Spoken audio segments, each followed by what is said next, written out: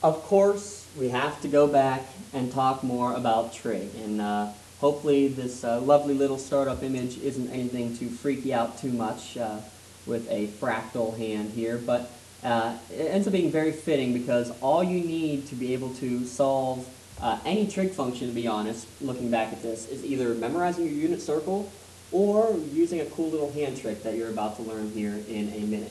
So let's get right into it. Remember our unit circle. Yeah, exactly. It is a lot when you look at it. Now, the main thing to remember is trying to remember, if nothing else, you need to remember this first quadrant. That's the main part that shows up 99% of the time on anything that you will do the rest of your mathematical careers. And the main points to know are these 5 angles, 0, pi over 6, pi over 4, pi over 3, pi over 2. Honestly, in math terms, you might as well forget about degrees. They don't even matter anymore. And then what we did here was we said the sine values were the y values, and the cosine values were the x values.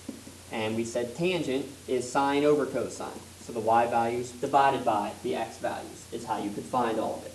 And what we did was, you looked here, 0 over 2, root 1 over 2, root 2 over 2, root 3 over 2, root 4 over 2. And then the cosines were just backwards, 0, 1, 2, 3, and 4. If you could remember those, you could be able to fill out this entire thing, because all the differences here the rest of the way is with the idea all students take calculus. Okay, everything's positive, both sine and cosine. Only sine's positive in quadrant 2, that's why the x values are negative. Tangent here, they're both negative, that means tangent's positive. And cosine's the only thing positive in the final quadrant. So that's the main thing that you needed to try to remember using the unit circle. Now, another method to try to remember is this little hand trick that we talked about before. So here's how you do it. Let's say, for example, I wanted to know what the sine of pi over 3 was. So hold out your hand in front of you, just like it's on the board, and look at where pi over 3 is. It would be your ring finger. Put that ring finger down, so it's now no longer here. Okay? If I want sine, I want to know how many guys are to the left of that finger. How many fingers do I have holding up over there? Well, I have 3. So I'm going to put number 3, put it under a square root, and then divide it by 2. Sine of 3 is equal to root 3 over 2. Let's say I did the same idea. Let's say now I want to know cosine of, let's say, pi over 4. So if I want to do that, well, pi over 4 is your middle finger. So you put down the middle finger. How many do you have? Cosine is to the right. So how many fingers are still up? 2.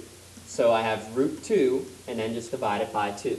So it's a cool little trick to kind of figure out exactly what it is. Let's do one more. Let's say cosine of, I don't know, let's say cosine of pi over 2. So if I use that, I now have pi over 2 is this guy. So that guy's down. How many fingers do I have up that are to the right, cosine's to the right, of that guy? Well, I don't have any up. So cosine of pi over 2 is 0. So that's just kind of a cool little trick that might be able to help you as you're going through all this. Alright, now, your other option, and this is the option I always used when I was going through school, was the idea of a little bit of a table here. And here's how you're going to use this table. It's kind of the same exact way that we just discussed. What I'm going to start with is what was sine of 0. And we could look back at the idea we did with the graphs. You can think about the unit circle. Sine of 0, the y value at 0, was 0. Okay? And we went right down the line. It was root 0 over 2, root 1 over 2, root 2 over 2, root 3 over 2, root 4 over 2. Well, root 4 over 2 is 2 over 2, which is just 1. If you can remember that first row, you can remember the rest of the table. Because cosine, we said, was just backwards. So I'm going to write the exact same thing backwards. And then tangent is just sine divided by cosine. So if I want to know tangent of 0, I just divide 0 by 1. 0 divided by 1 is 0. Over here, pi over 2, tangent of pi over 2. 1 divided by 0, well, that doesn't exist. So that's undefined. Well, that was easy. And this middle one's easy. Root 2 over 2 divided by root 2 over 2. Anything divided by itself is just 1. Now, the only ones that are tough are pi over 6 and pi over 3. Well, how can we fix that? Well, 1/2 divided by root 3 over 2. Well, dividing by means flip and multiply. So multiply by 2 over root 3. 2's will cancel out. I get 1 over root 3, or we more commonly see that as root 3 over 3 because we have the idea of no denominators having a square root in them. So root 3 over 3 would be that answer. Same thing with this guy. Sine divided by cosine. Root 3 over 2 times flip and multiply 2 over 1.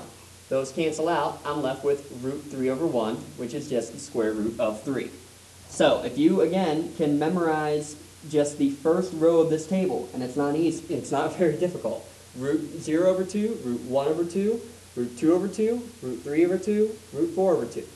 So all you need to know is that part right there. And you got the rest of the table down pat. So now, let's use all that to try to answer some of these questions. Alright, so either memorize the table using the hand trick, or solving with the unit circle if you want to have that whole thing memorized and written out. Okay, so sine, cosine, tangent of pi over 6. Start with sine of pi over 6. Sine is the y value, so I'd be looking here. The y value is 1/2. I would have done the same thing here. Crossing this out, root 1 over 2 is just 1/2. 1/2. Cosine would be the x value, so root 3 over 2. And again, to the right side, root 3 over 2. Right there, root 3 over 2. And tangent, looking at that bottom table, we said was root 3 over 3. Again, all you have to do is divide sine by cosine. Okay, sine of pi over 4, cosine and tangent of pi over 4.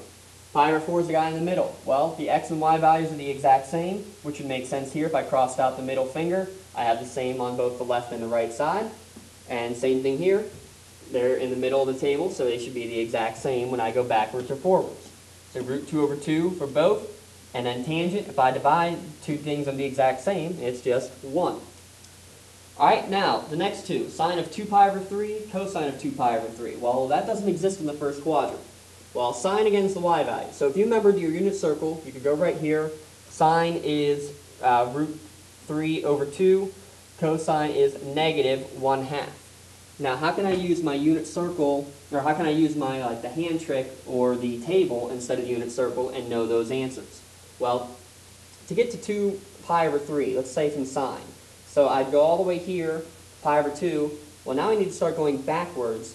So I'm already at 1/2 pi. How do I get to 2 pi over 3? Would be just, well, one little step further. So again, I'm at the third finger. So it's definitely root 3 over 2. And if I remember the idea all students take calculus, then I should be able to remember that, well, quadrant 2, which is where 2 pi over 3 is, that's going to be a positive value. Same thing with cosine. 2 pi over 3 again is this finger right here. So cosine is just 1/2, only one side over here. But quadrant 2, it's got to be a negative. Same thing for tangent of pi. To get to pi, I'd be all the way here, and I'd have to go all the way back down. So I'd be at the exact same place I was as 0. So 0 here would be tangent of 0 is 0. Or again, find out sine is 0, cosine is 1, 0 divided by 0 is 0. You do it the same way here. Tangent is y divided by x, 0 over negative 1 is just 0. Alright, these last ones should hopefully be pretty simple too. Sine of 0, we just said is 0. Cosecant of 0, that's 1 over sine. So what is sine of 0? We just said it's 0. Well, what is 1 over 0? Undefined. Can't do it. Just like that. Cosine of 0 is 1. Whether you get it here using the hand trick or right there, you got that. Cosine of pi over 2, same idea, is 0. Cotangent of pi over 2, so that's 1 divided by tangent. Remember, the cos are always the flips. So tangent of pi over 2. Tangent of pi over 2 is undefined.